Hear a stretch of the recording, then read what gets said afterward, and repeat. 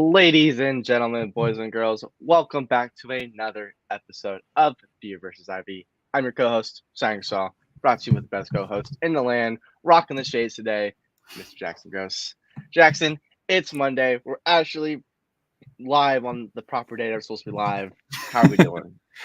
I'm doing pretty good. Things are looking bright for me right now.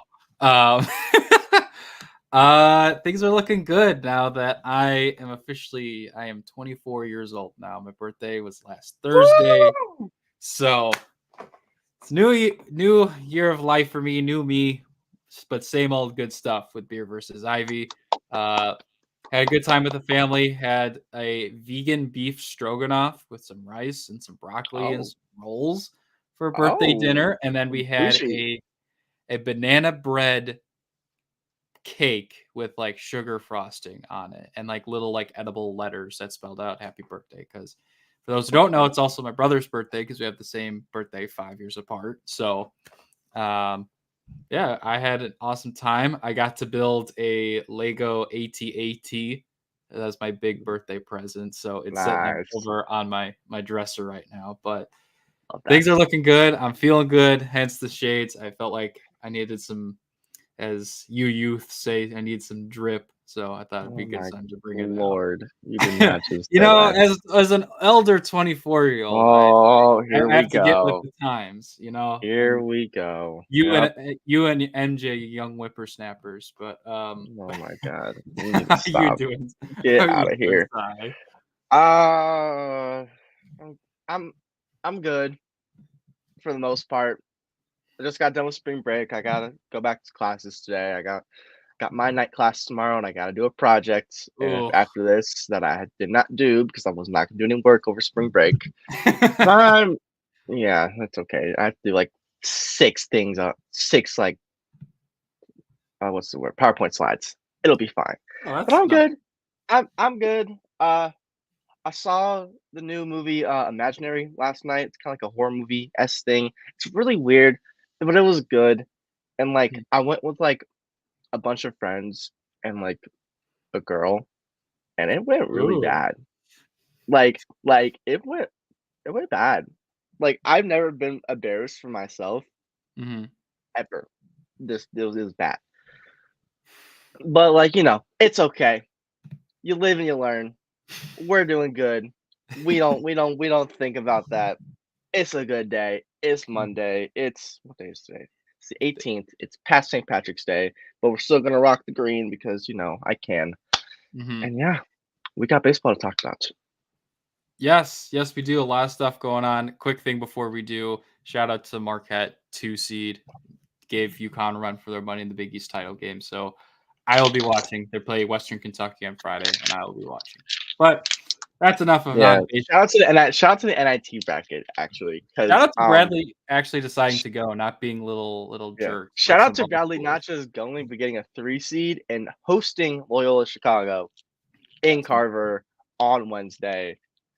Let's just say the Braves fans we're really happy. We're gonna pop out. But yeah. let's talk about baseball. Anyway, and yeah, the biggest name still out in free agency, your 2023 NL Cy Young winner, still a free agent, and we are just 10 days from opening day, approximately. Um, Blake Snell, still a free agent. The last report that we got is that Blake Snell did reach out to the Houston Astros, but he wanted a 2-year deal worth $66 million with an opt out after that first year. So essentially a 1-year, $33 million deal. It looks like the Astros have basically said no. And Blake Snell and Jordan Montgomery and J.D. Martinez are still free agents. So first of all, just reacting to the news that the Astros were potentially in on him, and then the fact that he's still a free agent. Where should he go? Well, okay. The fact that the Astros were involved doesn't surprise me at all.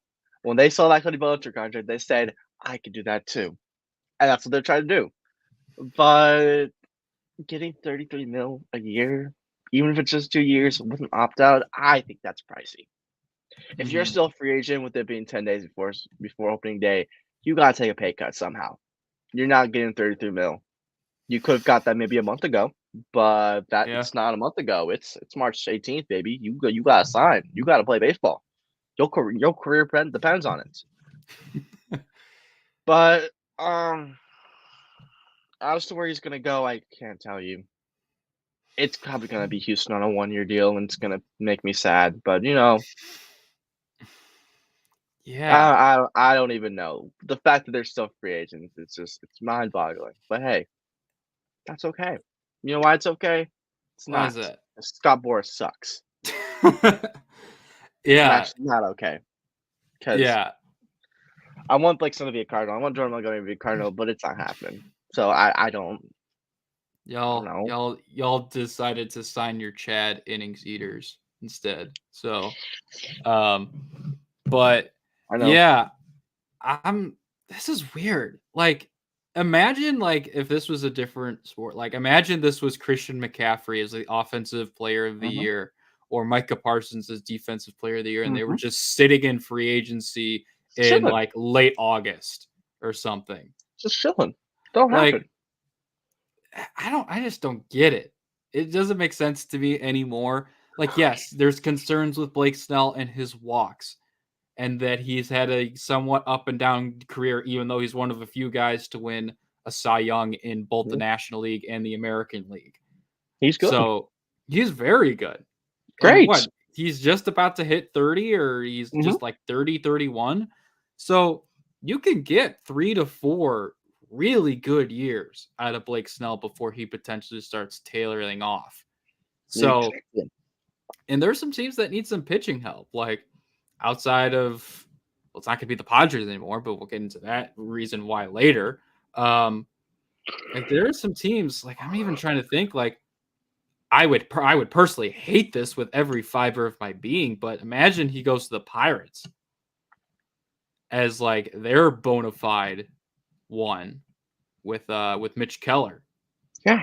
Like imagine he goes to Milwaukee, who really doesn't have a 4 or 5. Like they have a person that can be that, but add Blake Snell to the top end of Freddie Peralta and fucking Wade Miley. Like imagine Boston needs pitching. Boston lost Lucas Giolito for basically the whole year. They need to go on and sign like Jordan Montgomery or even Blake Snell. Angels and Blake Snell have been linked for Oh, for forever, months. for months. If there's a 1-year deal to happen, Blake Snell goes to the Angels. Let's say the Angels don't do what they want to do, which is bound to happen. Snell then is the big piece at the trade deadline, and he can get shipped. Yeah. Imagine he signs a 1-year, $35 million deal with the Angels, just like gets the most money he possibly can, And he gets gets traded. flipped at the deadline, and the Angels get a couple of decent prospects. You're not going to get anything uber No, good, and you're not yeah, getting they'll get like for a Cubs like example, you're not getting Cade Horton or anything, but you're getting a couple tiers down, maybe a tier down from that because he's still good. And if you need pitching, you could get around that like 10th overall, like 10th ranked prospect in your system, and in probably like 1 or 2 guys between 21 and 30. Like you can but still get like let's just say like 2 guys between let's just say 2 guys between 15 and 30, and then 1 unranked guy for half a year of Blake Snell if you're trying to compete. You're gonna take that any day of the week. yeah. And for the Just Angels, who depleted their farm system pretty they badly need with that. all their god awful trades at last year's deadline, Womp womp. getting any sort of prospects would be good. So Exactly. we'll keep you guys updated on whenever Blake Snell decides to sign. Maybe who knows? Maybe he'll just like maybe he'll sign with like I don't know. Maybe he'll just say screw it and sign with the Dodgers and just play in Korea for whatever reason. Um, That won't happen. That won't happen. but And I can confirm that but because they already announced that Gavin Stone's gonna be their 5. So it won't be they ain't gonna go out and get Blake Snell. Unless they will just really, really want to ruin my day, then by all means, go do it. I don't want that to happen. yeah. Moving on, because one of the teams that had reached out to Blake Snell because of concerns over their potential ace is Garrett Cole. Those concerns have been relatively tampered, as Garrett Cole will only be out 1 to 2 months and will not need surgery on his elbow. The Yankees will be able to survive with Stroman and Rodon and the rest of that rotation for a couple of months. Cortez, Nestor Cortez, yeah, they Luke will. Weaver, and I don't know who their five's going to be now, but that's okay. But yeah, they will be fine. If they had to go 3 months, they're dead in the water because the AL East is so good. But a month or two without Garrett Cole, yes, that sucks. They can last. If They can survive. Cortez and Rodon bounce back like they should, and Stroman can at least pitch around a 4 ERA, they're fine. Yeah, It does not matter what Luke Weaver does in that now 4 spot. It doesn't matter who their 5 is gonna be. It's probably gonna be one of the young kids that they have. Couldn't tell you who, but like they'll be fine. They'll be all right. But no, this is as bad as it is with Garrett Cole being injured. Only 1 to 2 months.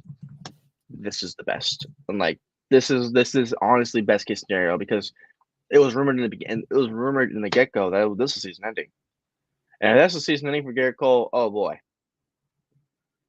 that would have been bad. Okay.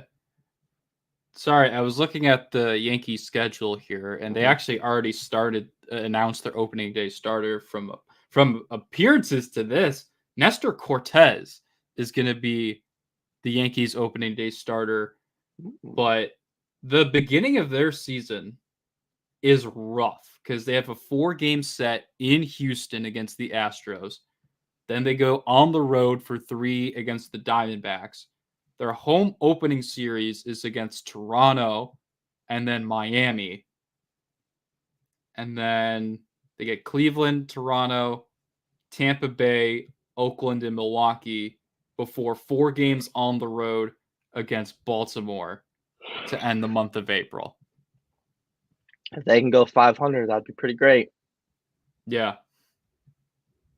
Yeah, that's going to be rough, but like we said, I think they should be able to keep afloat, as it were. So yes, no, that should be the goal. If you are Brian Cashman and Aaron Boone with the Yankees right now, your goal is can we go 500 without Garrett Cole? Because when Garrett Cole comes back, that will give them the competitive edge they need. That's like a free agent signing in itself, getting Garrett Cole back.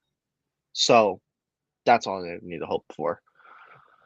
Now we have to talk about a team that I really wasn't planning on talking about. Dylan Cease, you are a San Diego Padre. Cease heads to San Diego for 4 prospects, including right-handed pitcher Drew Thorpe, number 85 prospect in the elite pipeline, outfielder Samuel Zavala, right-handed pitcher, not right fielder, thinking ahead already, Jairo Ingrante, and right-handed pitcher Steven Wilson. So, whoa there, bud. Sorry, I was stretching out and accidentally hit my new Spider-Man lamp thing. So, fair enough. But anyways, so we were talking about this a little bit last week. How we saw the Padres name in here, and we said, nah, there's no way. Who do they have to trade? They gave up everybody for. Oh, what fools we were. They just reflipped Drew Thorpe and said, we don't need him. Who was pitching a sub-2 ERA in like 7 innings of spring training work. Shocker there. Samuel Zavala, don't know where he got. Samuel Zavala is a decent little outfield prospect, which, I mean, in case the White Sox lose Eloy, like could possibly happen, they got at least someone in the ranks that can replace him. Ararte, they could develop into a decent little 3-starter. And Steven Wilson's been coming out of the pen for a while, so it's like, okay, that's another actual name in there. It is a decent body. In the Guild Race. Yeah, and just for rankings in the system, Thorpe was the number 5 prospect in the Padres system. Zavala, number 7, and Iriarte, number 8. And obviously Steven Wilson's an MLB veteran. So great. I think this is a interesting deal for the Padres. I don't know exactly how I feel about it. I do think this leaps them back over the Giants, because it was funny. I was watching last week's episode, and we said, "Oh, Matt Chapman signing with the Giants catapults the Giants ahead of the Padres for third." But now the Padres like, okay, bet, let's go get Dylan Cease so we can finish third in the NL West. This gives them a really good top 3 rotation of, Cease, Musgrove, and then you want to throw in Darvish or Michael King as that 3. So I think Cease slots in as the 3, and that's my bold take. I mean, there's not necessarily in that order, but that's your top 3. Mm-hmm. I think they're still going to lean more Musgrove 1, Darvish 2, and then Cease 3, King 4, and I don't know who their 5 is. It's not. He's not important to me. Yeah. But from the White Sox, from the White Sox perspective, you got 3 top 10 prospects in a team's system for Dylan Cease, who, yes, has another year on his contract. So that's part of the reason they probably got as much as they did. But got an outfielder who will potentially replace Eloy or Andrew Benintendi, because Benintendi was the definition of mid last year for the White Sox. By the way, highest paid White Sox free agent of all time. Could not be me. 5 years, $75 million, baby. Well spent. But then you also get essentially your Dylan Cease replacement in Thorpe, who you hope develops into what Dylan Cease was before last year. And then you get Iriarte, who is another guy you could develop into maybe a 3 or a 4 a couple years down the line. And then Steven Wilson, solid veteran out of the pen, keeps you. He's going to eat you inning. He's a Chad innings eater.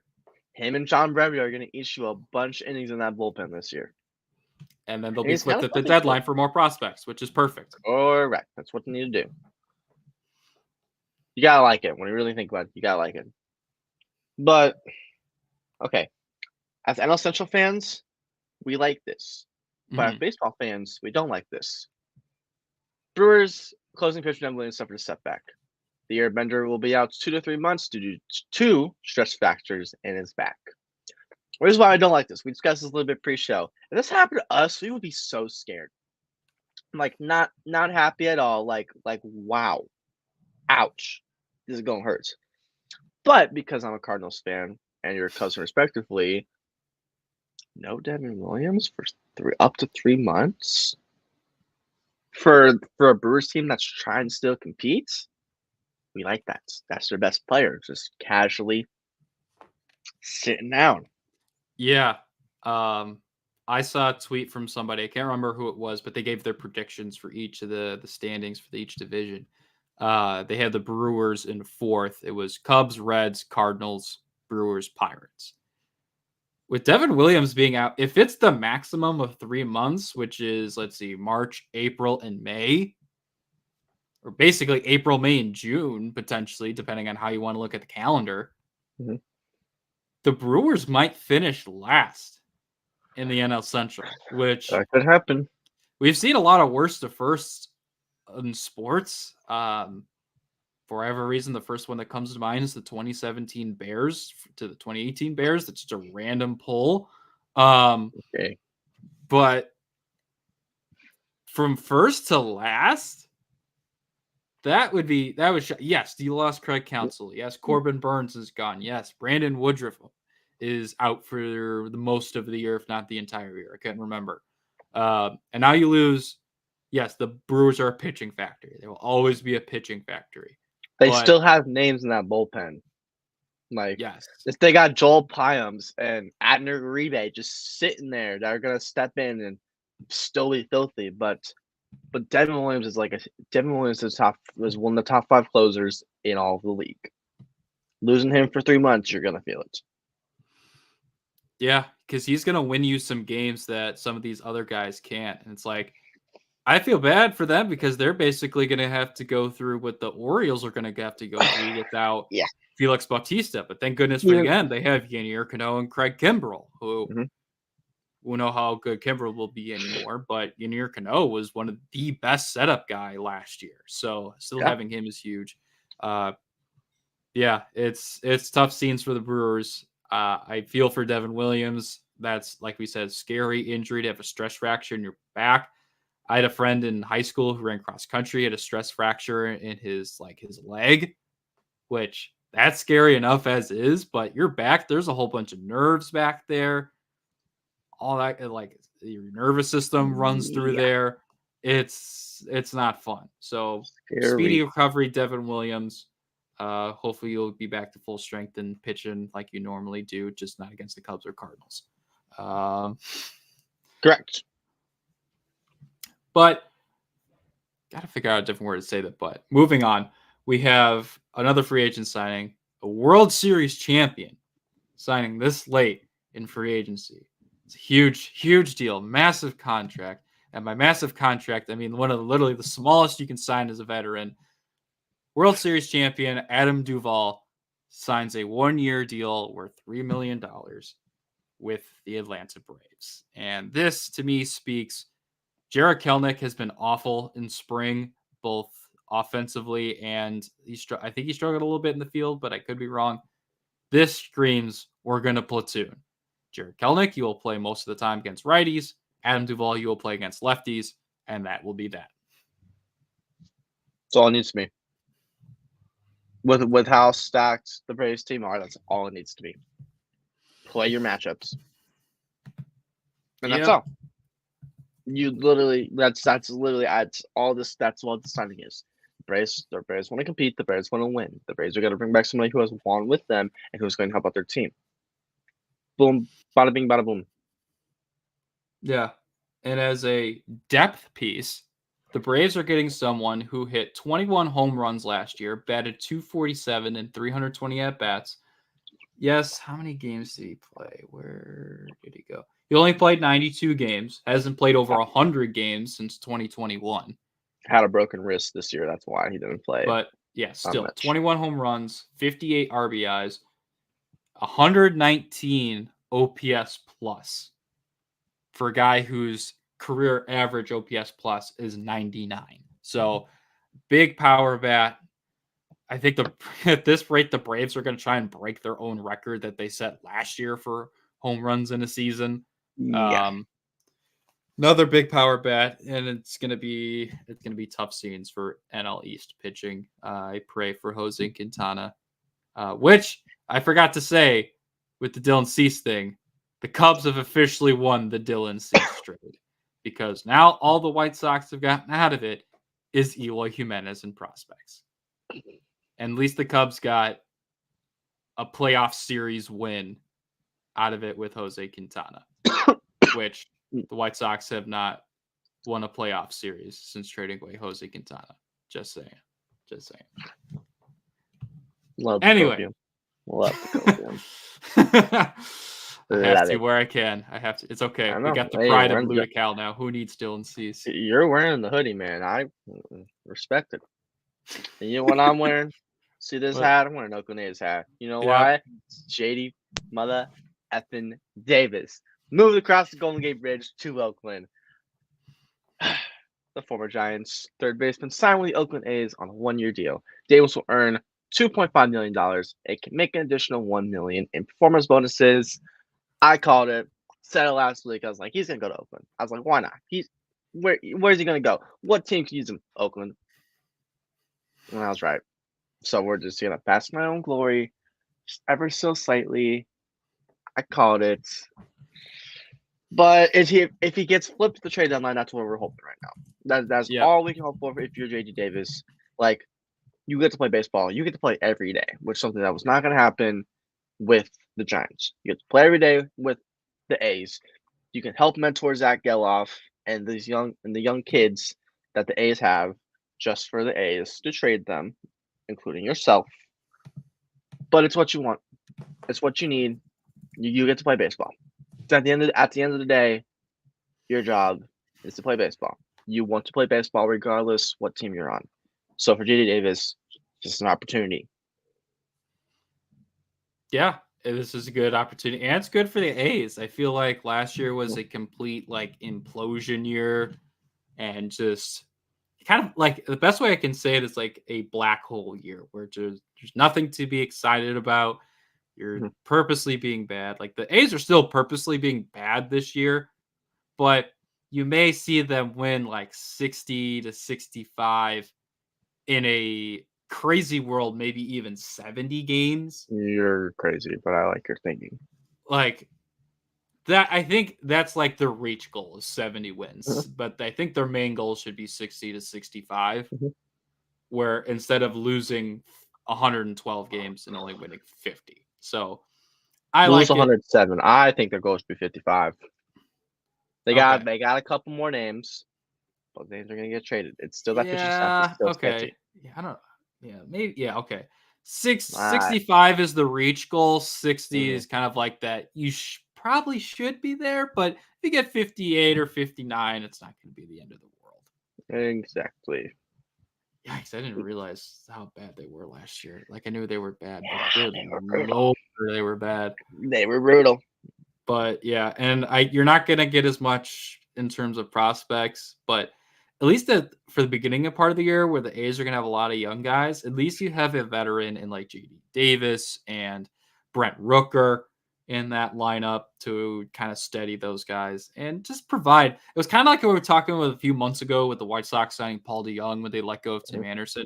You have an MLB caliber body there, who I believe J.D. Davis is way better than Paul DeYoung right now, but it's an MLB body. And I like at least the steps to be a little bit more of a baseball team instead of a 4A team. I agree. It's a small step, but this is a step in the right direction if you were the Oakland A's. So shout out Oakland, but fuck John Fisher. Anyways, time to talk about the Pittsburgh Pirates. Pirates signed a Gold Glove outfitter. They signed Mr. Michael A. Taylor to a 1-year, $4 million deal. I don't like it. They have Jack Swinski. They have Jack Swinski in center field. So I don't know. I don't like it. I wanted to be reunited with the Twins. It made so much sense. But I mean, I guess it's a warm body. They could move Swinski over to left or right, and yeah. Let's see. Not got much to it. According to Fangraphs, they have Michael A. Taylor as the starting center fielder for the Pirates.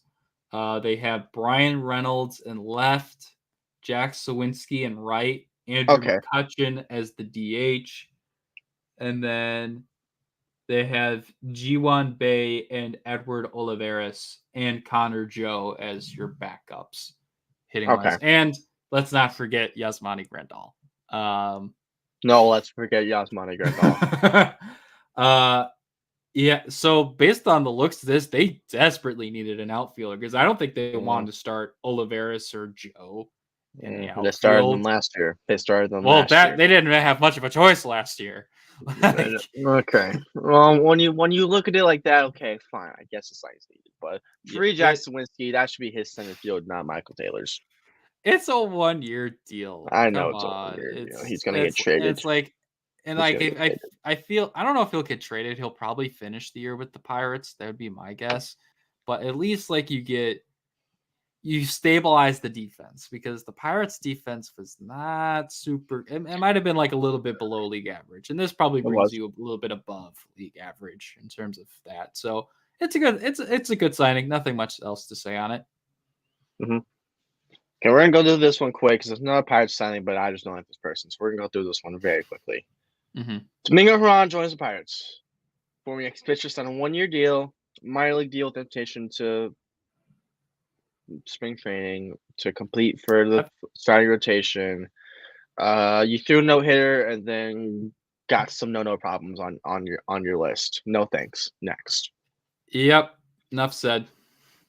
Thank you. Because you're gonna take this away, my man. I'm just gonna let you talk. I'm just gonna throw up the banner. I'm just gonna let you talk. See this? See this, guys? Oliver Marmol. Oliver. 71. It's 71 and 91. No, Signed a don't use this government name. 2-year extension to manage the Cardinals. Yeah, because I guess losing 91 games gets you another 2 years. Gets you another we believe in you. Here's a push in the right direction. We got you. You're gonna get us another NL Central title and losing the wild card game. You're gonna go do it. Go do it, buddy. No, this is not the right move. But I believe because we did the same thing with Mike Matheny and fired him a year later. That's what we're hoping for right now. And for all sakes, for all things right, the front office and put him in at least a little bit better of a spot this year. Hopefully, he can take this roster and actually control it like he should. Make some good, actual, competent bullpen decisions, and hopefully we go back to the promised land. But if it doesn't happen, he's on the hot seat. Because you can't get an extension and do bad again. You cannot reciprocate at all what we did last year. But then the problem is, we could go like 80 and 82 or something, and then people will be like, but it's an improvement. Didn't make playoffs, but it's an improvement. Step in the right direction. Step in the right direction, and then they're gonna give him one more year. They're gonna be like, this is why we get this. Why signing 2 extension? Now you got 1 more year. Now you gotta build on it. But we can't. This is what people don't understand with the St. Louis is this cannot happen. Paul Goldschmidt is falling out of his prime. Nolan Arenado's got maybe 1 or 2 more years left in his prime before he falls out of it. They both don't have a World Series ring. Why did they come to St. Louis in the first place, Si? I don't know. Because they wanted to win. Because Nolan Arenado wasn't doing it with the Rockies, and Goldschmidt wasn't doing it with the Diamondbacks. They came to St. Louis to win. And you know what we're doing? We are not winning. We cannot go 71 and 91 with these aging players because they won't be good the next year. They're in their prime now. We need to win now. So if we don't win now this year, if we don't make it to the divisional round of the playoffs this year, which it's going to be a stretch, it's going to be hard because we're missing Sonny Gray for the start of the year, and our pitching staff still isn't pretty. It's better than it was last year, but it's still not great. So we have a lot to do. We have a lot to work on. And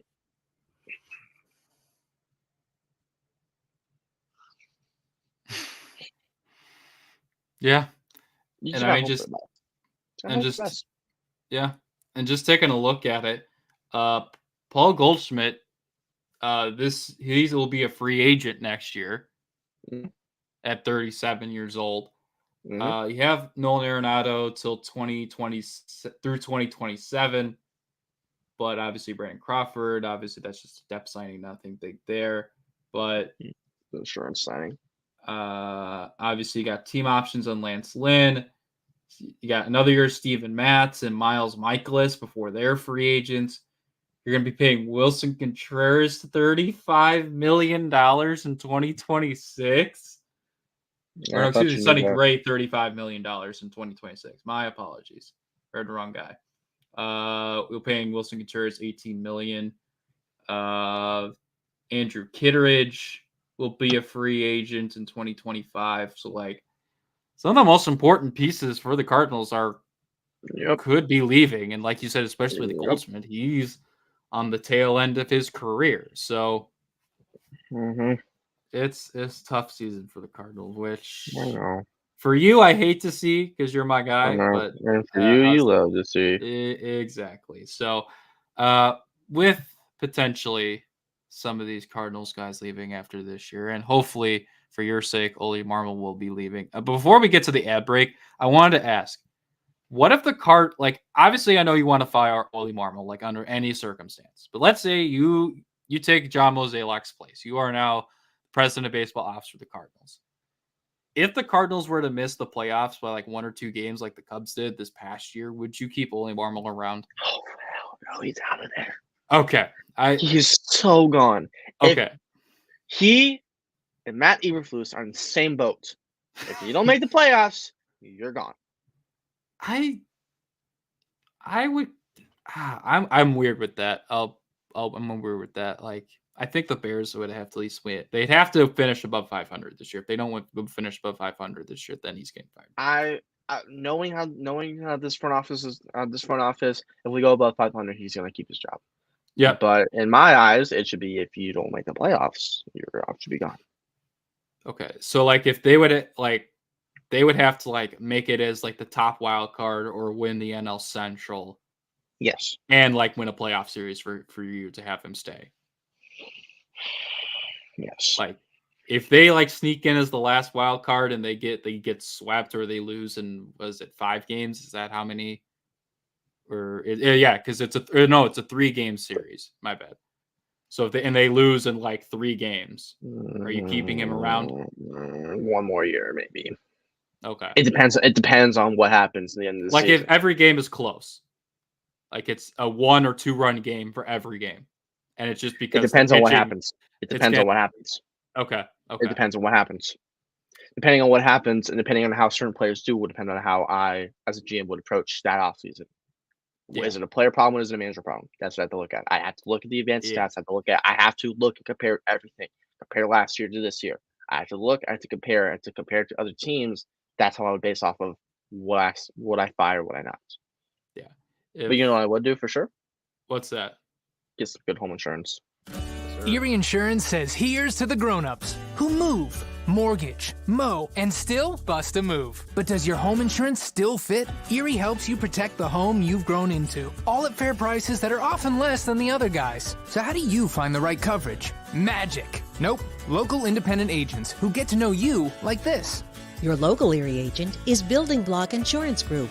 Get a quote today at 704-464-4544. Erie Insurance. And when you call our guy Jeff Hortepney or email him at jeff@mybebig.com, let him know that Jackson and Cy from Beer and Ivy sent you and that we're better at MLB The Show 24 than him. I'm not, but you can say that. Hey, it's all that matters. I haven't played MLB The Show 24. I don't have it yet. I probably won't be getting it until it goes on sale at some point. Solid. It looks pretty good. I like some of the improvements. Those are pretty good. I'm not gonna get it because I don't play video games anymore. But like, it's cool. I'll watch that. I'll probably gonna end up watching Daddy Dimu's No Money Spent series. So I just started watching that, and I watched Fuzzy's first game where this guy had a Martin Dihigo, and he hit like 2 or 3 like his opponent hit like 2 or 3 500-foot home runs with Dihigo. Nice. All right, next thing up.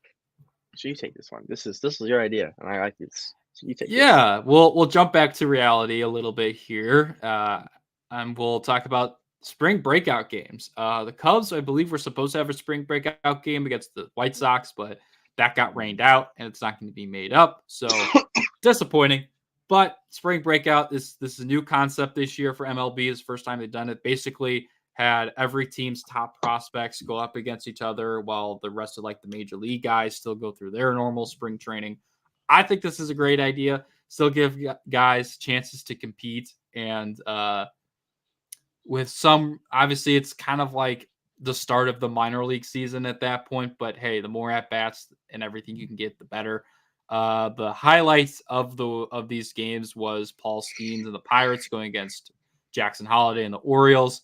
Hilarious to see LSU gymnast Livy Dunn watching Paul Skenes like every single pitch that he had in that spring breakout game. You may know, are they like a thing? Like, are they a couple, or is this all okay? They are actually a couple. I thought it was I thought this was like just a meme or no, they're actually a couple. God damn it, I hate Paul Skenes even more now. That's okay. I Real. still have my Okay. dream of Margot Robbie. We're okay. Yes. Oh, yes, you do. Live on that. Anyway, but his highlight was him striking out Jackson Holliday, and I think it was either a slider or curveball out of the zone. I think it was a slider because that's like his best pitch, and So, then he got his ego in the way and then started like taunting Jackson basically. But no, it's I love this concept. This actually properly shines light on the prospects of MLB and the future stars, and I love it. It's literally it's your team's best prospects going against other teams' best prospects. That's the best way you're gonna improve. Yeah. Shout out Team Kens for throwing of the Cardinals our number 2 prospect in the system, soon to be number 1 because Mason Wynn's going to graduate. He's balling out, and I love to see it.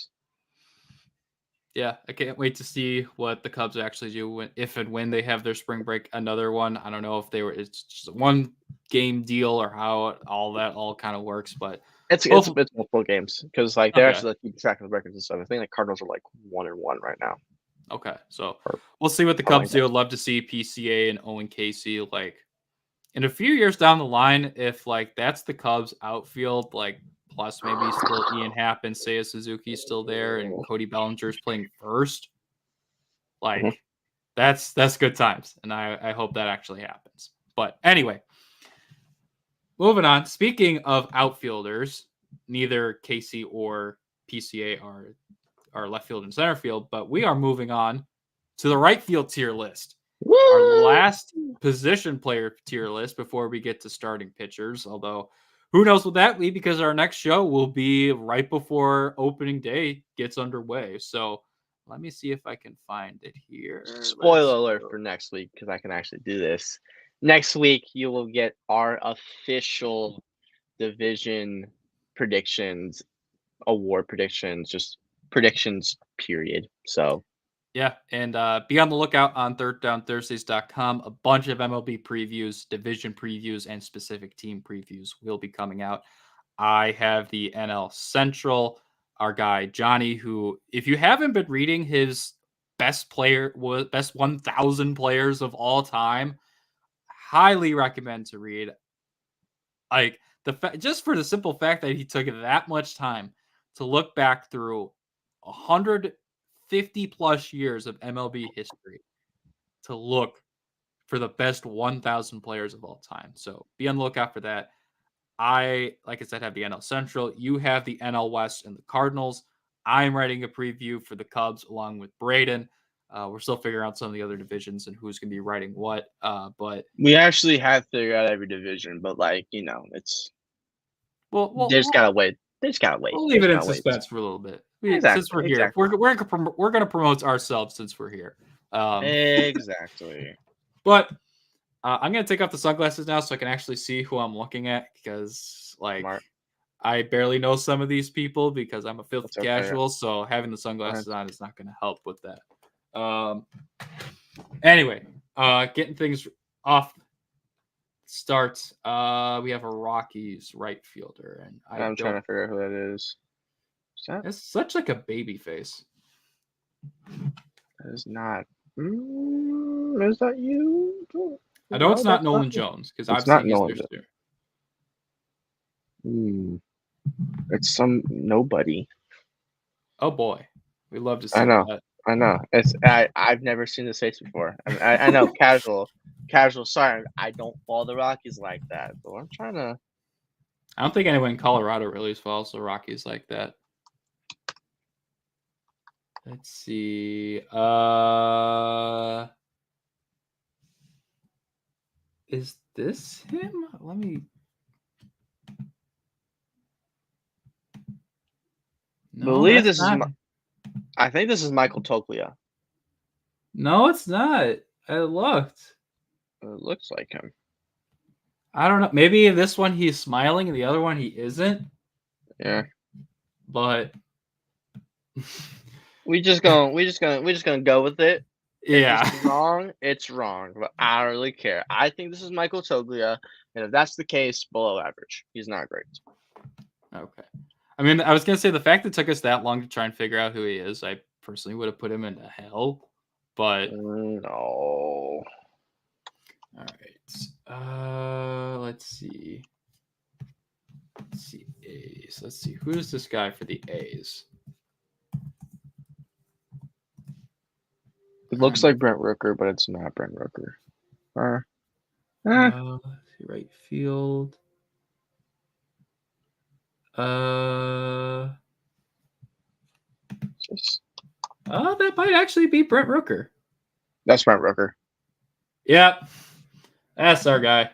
Brent Rooker. I gotta put him in good, honestly. If this was like a Twitter tier list, he would go into elite. Oh yeah, no. 22 is he's 1A.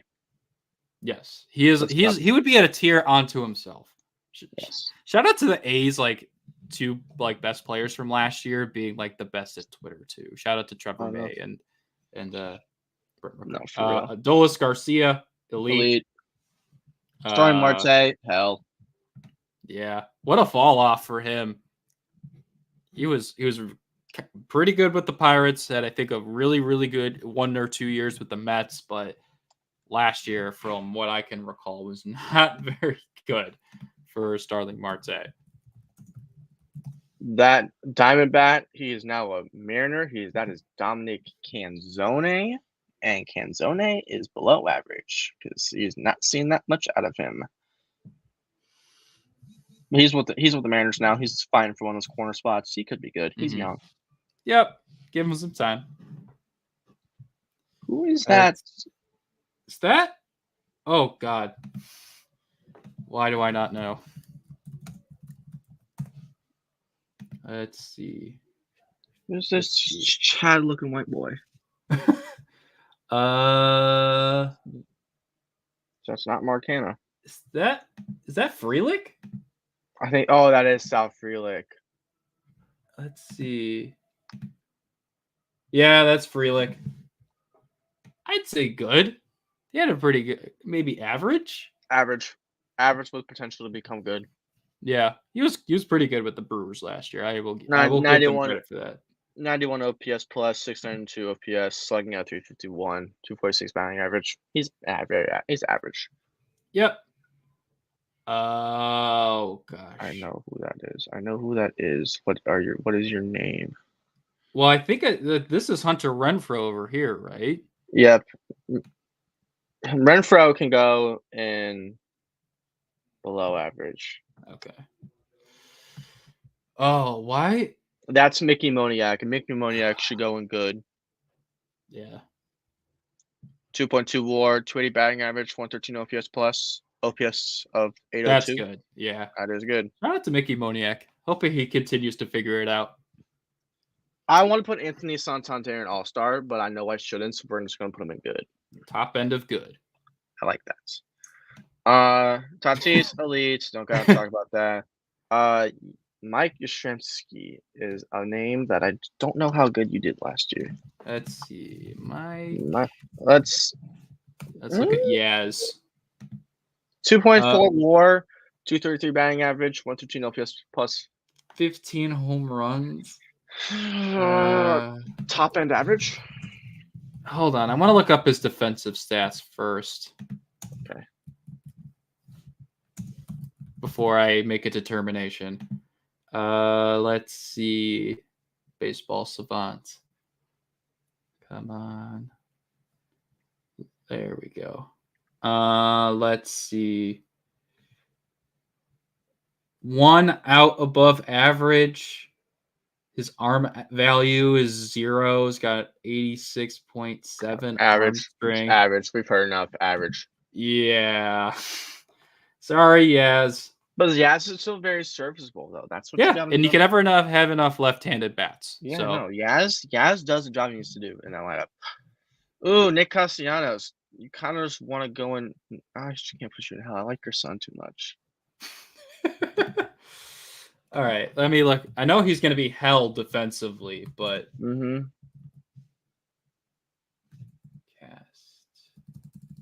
Let's see, Oh my God, how do I spell your name? I got it. Why is my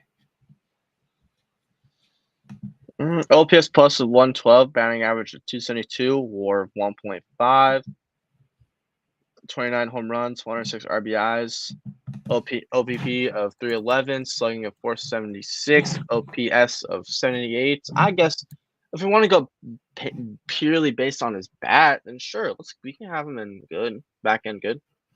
Okay. Sorry, cool. give me 1 second here. My Google Chrome is like frozen right now. It's not letting me switch tabs. Okay. Like, hold on. There we go.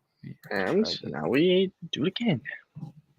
Oh my god. What the heck is happening? I've never had this happen before. Technical difficulties are bad, guys. All right, let's see. Let me see if I can get rid of some of the stuff that's taken up a lot of my memory. Let's see.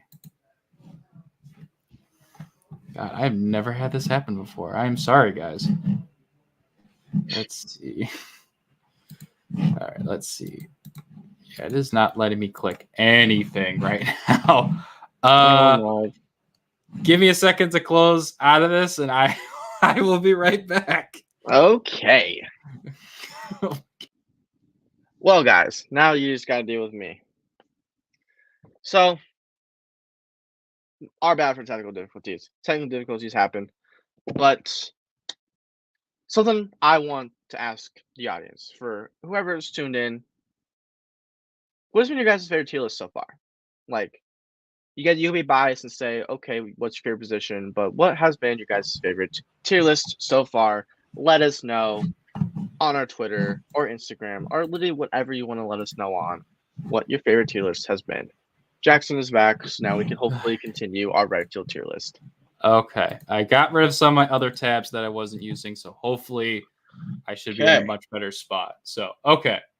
Oh, perfect timing. Seiya Suzuki, All-Star? The glove is a little questionable. I will say that at times. Well, actually, it's not even the glove. It's his arm.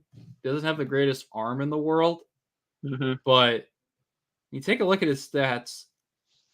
He had 20 home runs, 285 average. He improved in every single statistic from his rookie season in 2022.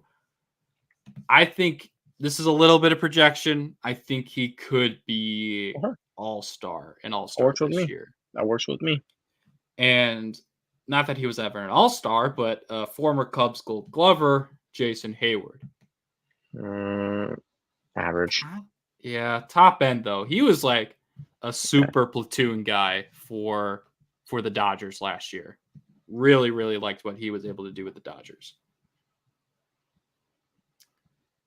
Oh, I think I know who this.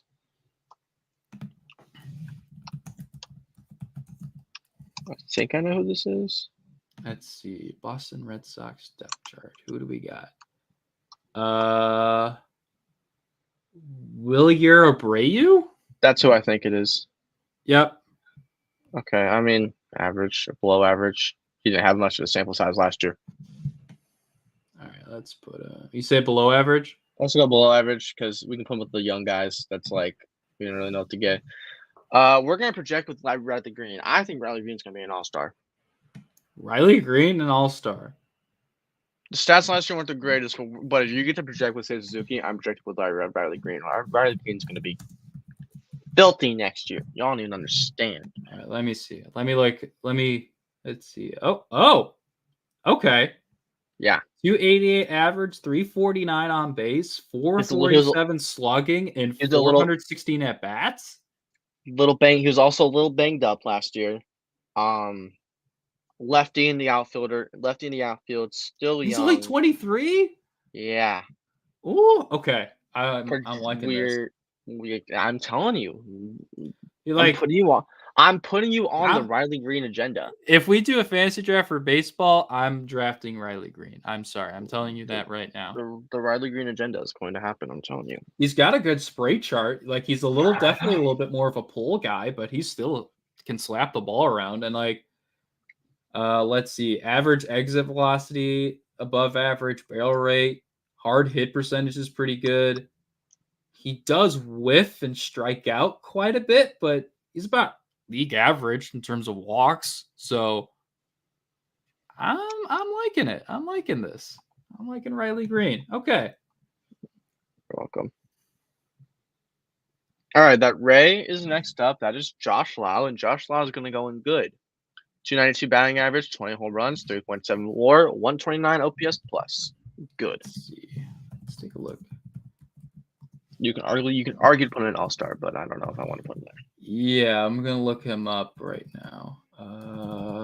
Let's see. Why is he not popping up? How do you spell his last name? Is it Lowe? Yes. Okay, let's see. All right, it is just not. All right. That's fine. Just trust me. Okay. We'll keep him good. Whatever. All right, Joe Adell, hell. Are you kidding me? Just this is your cue to not go off the tabs.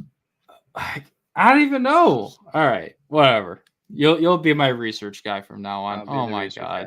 Joe Adell, hell. Just put him straight there. All right, hold on. Yeah, I'm frozen again. Oh, boo-hoo. Oh my god. Oh my god. Screw you, Google Chrome. Technical difficulties part 2. Oh, what the? Okay. Just close the tab on me, why don't you? Let's see if it'll save from where we left off. Okay, looks like it did. Okay. And I didn't have to close everything this time. Okay. Good Lord. Okay. We got to speed up, or we're about out of time. So, Joe Adell, hell. Yep. Seth Brown, below average. Sucked last year. Yep. Jordan Walker. You got to put him top end good if we're going purely on. We're got to put him in good if we base him off the bats. Defense is improving. This year is like this is his breakout year. Yeah, he either has to he has to avoid becoming Nicholas Castellanos. Yes. That's the big thing with him. If he can at least be an average right fielder, and still hit a lightning bat, he can be an all-star this year. I agree. George Springer, good. Average. Back in 1 or 2 OPS plus. 2.1 WAR. Average. Top end average, but he's slowing down. I believe that's Will Myers. Will Myers can go in hell because it's Will Myers. Will Benson, good. Back end good. He was actually really solid last year. Who's that Red Sox? Is that Duran?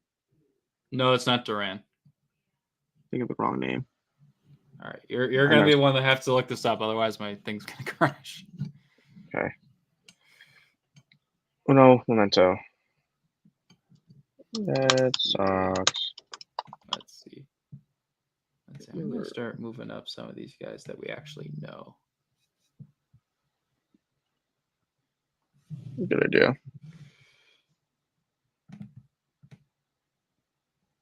All right, let's see. That's not Sedan Rafaela. It looks like him. It's Sedan Rafaela, and he can probably go on average because he probably is only average, but he's young. So, actually, no, put him below average. Put the Red Sox in below average because you can group him with those young guys. Red Sox players being below average? I'm so surprised. For the sake of my sake, can you put Seth Brown in the very back end below average so I can have all the young kids grouped together? Sure. Okay. Acuna, elite. Are we putting him ahead of Tatis? Yes. Okay. He is the MVP. Tatis wasn't. Fair enough. Corbin Carroll, elite. He can go in front of Tatis. I'll project.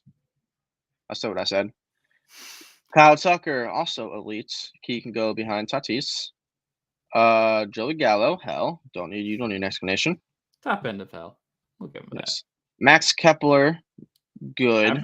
Yeah, good. I'll put him at Benson and Walker. Yeah. He's you're getting. Teo, Top end of average. He was not very good with the I'm- Mariners last year. You're right. Let's look at the stats just to be safe. I'm pretty sure like he had like a 101 or like a 99 OPS plus. That's 106, 106 OPS plus with 2.1 WAR. You can keep him where he's at. close enough. Lane Thomas. I have to look at Lane Thomas' stats. And I'm going to make a take that I don't want to make. Actually, Lane Thomas is going to be in top end good. 3.2 WAR, very good defensively. 114 OPS plus. OPS is 783. Slugging of 468. What was his batting average? Wasn't it in the 300s at one point? It wasn't 300 at one point, but it finished off at 268. Okay. Yeah, good as 20, fine. 20 stolen bags, 28 home runs, 86 RBIs. That's good. You That's can really good. arguably put him in back end All-Star, and I wouldn't be mad. Honestly, if we're putting Riley Green in All-Star, we have to put Lane Thomas. I would put Lane Thomas, at least based off of last year. I like that. Lane Thomas was an All-Star last year. Thomas was not an All-Star last year. Josiah Gray was the only All-Star for Like the I'm Nationals. saying he should. He should. Oh yeah, no. Oh yeah, no. He should have. His first half was insane. Who was that White Sox? Oh, is this like Oscar Colas or something? It is. Hell.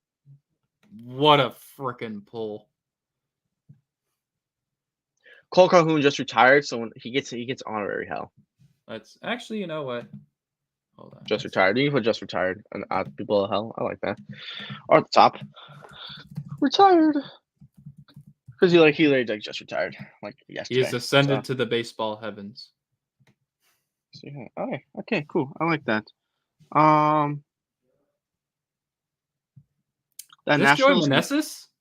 That's not Joey Meneses. Stone Garrett. It looks like Stone Garrett, but I don't think it's Stone Garrett.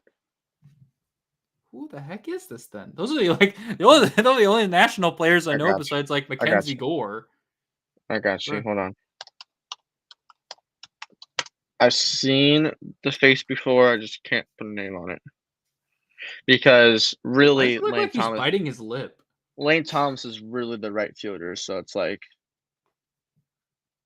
He must have been like he must be positionally a right fielder, but he was probably like their DH or something. Like this other guy. It looks like it's Victor Robles. Oh, Below average. sure. Okay, that's weird. Hold on. I don't know if that's Victor Robles. It's not Victor Robles. I was looking at the wrong face. They don't have a face on their depth chart. Therefore, he is really not important to me because it's not Stone Garrett. Stone Garrett got a baby face. Okay. Anywho, Juan Soto. This man is not important to me. So therefore, he is going to go.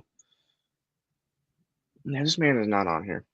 He's not even on their depth chart. That's how not important he is. He's probably not even on the Nationals anymore. That's probably why. Okay. I think is that Brian Dylan Crews? No, this has got to be Jorge Soler, right? Oh, you're right. It might be. Yeah. Oh, I know this face anywhere. That is Jorge Soler. Or wait, hold on. Double check. It has his national. It has his national. It has his Giants mugshot on Baseball Reference. So, but it might not have it on here. Yeah, you just search. If we. All right, hold on. I'm taking a chance. It's not Brian Daly Cruz. I was wrong. Let's see. Oh yeah, that is definitely Jorge Soler. Okay, that's what I was thinking. Okay. He's good. Good. Was only based off just the bat. Good. Yep, and that's all you need him for. Good. I like this. Go West. Alrighty. And you're good with Juan Soto ahead of Corbin Carroll? Yes. I had to check with you first. No, he should be. All right. So I love that All-Star tier. That All-Star tier is pure projections, and I love it. Yeah. I'm kind of thinking we have to, if we're throwing, like, I know Riley Green could be really good this year, and I'm not trying to hate on Riley Green. If we're putting Riley Green in, I feel like we have to, but like Santander and Lau just don't feel like all-stars to me. They don't. It just feels weird. That's okay. We have some controversy. That's what we like. That's true. That's true. We're good. Although we're gonna keep this. I'm gonna throw Castellanos ahead of Will Benson. That's just. I do like that. I'll put him in front of Soler. I feel like they're about the same. Yeah. So this is Absolutely. interchangeable. Okay. Yeah, let's good. then- Let's keep it. Let's keep it. Yep. All right. Bang. I like this. We had some technical difficulties, but we got through it, and we put Yeah. together a really good list. You know what we need for the technical difficulty, Jackson? What's that? Your PC needs some W energy to not have technical difficulties. For those who don't know, W is formulated to give you focused energy with no jitters or crash. Our formula contains vitamins, amino acids, and nootropics, including the patented neurofactor. W contains no calories, no sugars, no maltodextrin, no fillers, and no artificial colors. And Jackson's PC definitely needs it because his stuff kept crashing. And if it had some W energy in its system, it wouldn't have crashed in the first place. So if you use our code Third Down Thursdays, you get 10% off. And that can get you give you a little discount, little tan. 10 fingers means 10. Come on now. Y'all know how this works. And yeah, thank you, W, as always. Time for the bottom of the ninth. And for the bottom of the ninth, I don't have anything. I want to shower. Actually, I want to shower because it's 1:12 and ooh. What? Michigan's Doug McDaniel won one of the Big Ten's top point guards into the transfer portal. Interesting. Maybe he transfers to Marquette. What position does he play? Point guard, shooting guard. Maybe. I don't know what's gonna happen with TK because I know. He's... So did TK actually get banned from the team for a little bit, or was that a lie? He didn't get banned. He had an oblique injury. Oh, I thought he sucked at school. No, that's a joke. It's like a complete joke. That's I was like, damn, that kind of sucks if I were him. No, that tweet where he's been academically suspended. That was from a parody account. Nice, I believed it. I was like, dang, RP. Although I will tell this story because I feel like I have to. I wouldn't be doing my job as a journalist. One of my friends, who will go nameless to protect him as a source, one of his friends was in a math class with Tyler Kolek. And I think it was for midterms or finals. I can't remember which one it was. And I guess Tyler really hadn't been at class too often. I don't remember that part specifically, but anyway. So the tests are handed out. Everyone starts writing. Tyler looks down at the test and says, "Fuck." And then, I don't know, I think he filled out as much as he could and just left. Good job, TK. Love to hear it. But yeah, if I look here, NBA mock draft, because I think, let's see, what was the last? Okay, 2 for round mock draft, because there have been some mock drafts where they've had Kolek taken, I think in the late first round or early second round, if I remember correctly. Let's see if I can scroll. Why are you doing it like this, Bleacher Report? Why do you have to have pictures for frickin' everybody? That's okay. We got to wrap up anyways. But we'll trust your source. He's probably a late first round guy. We'll trust. Let's see. Quickly, I found it just to say from NBADraft.net, they have Kolek going number 40 to OKC. And then they have Oso Iguodala going 41 to Portland. Solid. Let's see. Is there anybody else? Do they have drafted? It says there's 4 mentions of Marquette. Oh, never mind. Anyway. Yeah, who knows? Who knows? You know what we do know? That Craig Counsell is coming to deliver us our final ad.